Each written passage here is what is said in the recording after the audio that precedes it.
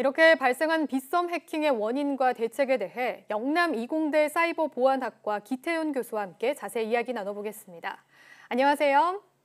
네, 안녕하십니까. 네, 이번에 거래소 코인레일 해킹으로 400억 원대 피해가 생긴 지 열흘 만에 빗썸까지 해킹을 당했는데요.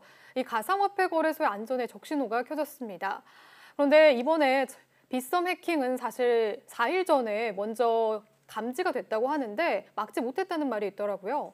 보안이 뚫린 가장 큰 원인은 무엇에 있다고 보시나요?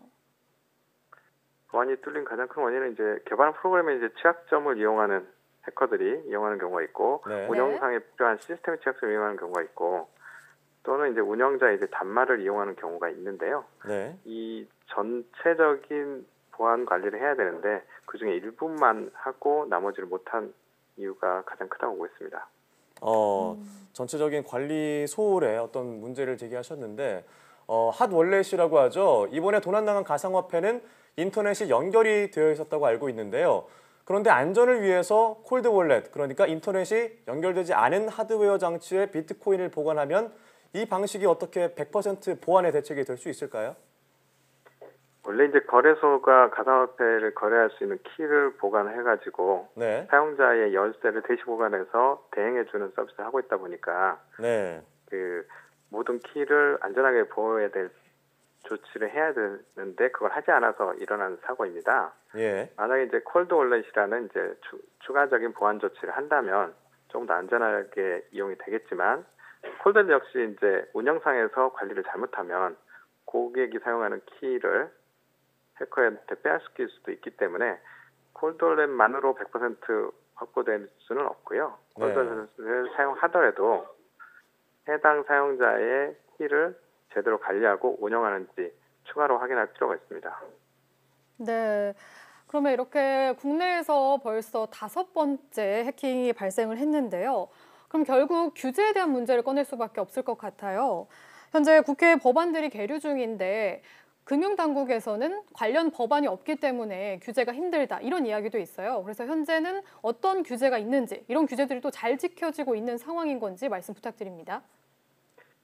우리나라에는 이제 2000년도 초반부터 정보통신 기반 시설이라고 해서 취약점을 분석하고 평가하는 매년 이런 관리를 해야 되는 의무사항 또는 의무업체, 의무기관을 정하는 제도가 있습니다. 그래서 네. 금융기관에도 금융기반 시설이라고 해서 매년 취약점을 분석하고 평가하는 제도가 있습니다.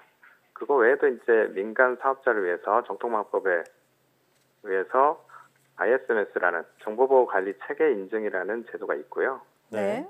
국내뿐만 아니라 국외에서도 특수 목적 사용하는 그 컨텐츠에 따라서 결제 서비스는 PCI DSS라는 그 인증 서비스 관리 체계가 좀 있고요.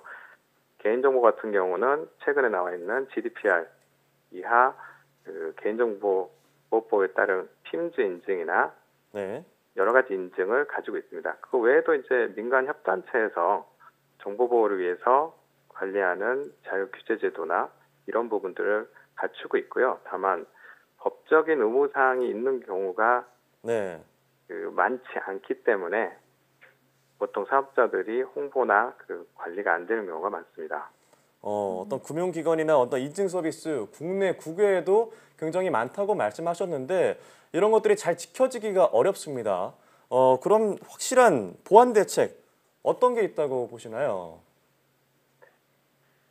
그 위 규제에서도 세부 내용을 보면 꾸준히 네. 얘기를 하고 있는데 기본적으로 프로그램을 만들거나 어떤 서비스를 만들 때 만드는 사람들에 대한 보안 교육 그리고 각 회사들은 정보보호 인력을 충분히 보유를 해야 되고 정보보호에 관련된 장비도 충분히 보유를 해야 되고 실제 서비스를 운영할 때는 운영 관리자와 그리고 그 운영 관리자를 관리하는 보안 관제 서비스들을 그 의무적으로 하게 돼 있습니다. 네. 이거 외에도 이제 정기적으로 그 관련 규제에서 말하는 취약성 점검이나 실제 해커들이 사용하는 해킹 방법을 활용해서 모의 테스트를 하는 모의 테스트 훈련 같은 경우를 하게 돼 있는데 이 다양하게 많은 훈련들이 필요하고 그리고 장비별, 인력별, 운영하는 사용자별로 보안 규제 사항이 좀 다르다 보니까 전체적으로 홍보하고 운영하고 관리하는데 현재 신생 기업들이 그 지키는 수준이 낮아서 조치가 안 되고 있는 걸로 예상이 됩니다. 네, 그러니까 결국 거래소의 노력이 가장 중요할 것 같다 이런 말씀이셨는데요. 현재 이런 투자, 거래에 있어서 발생한 게 빠른 거래를 위해서 이런 보안이 취약한 걸 알면서도 빠른 거래를 위해서 지금 현재 체제를 가고 있다고 들었는데 만드는 사람들, 즉 결국 회사 정보 보호 인력과 장비는 물론 또 금융 당국의 노력까지 함께 이루어져야 할 것으로 보입니다. 네, 지금까지 영남 이공대 사이버보안학과 기태훈 교수와 함께 이야기 나눠봤습니다. 오늘 말씀 고맙습니다. 네, 감사합니다.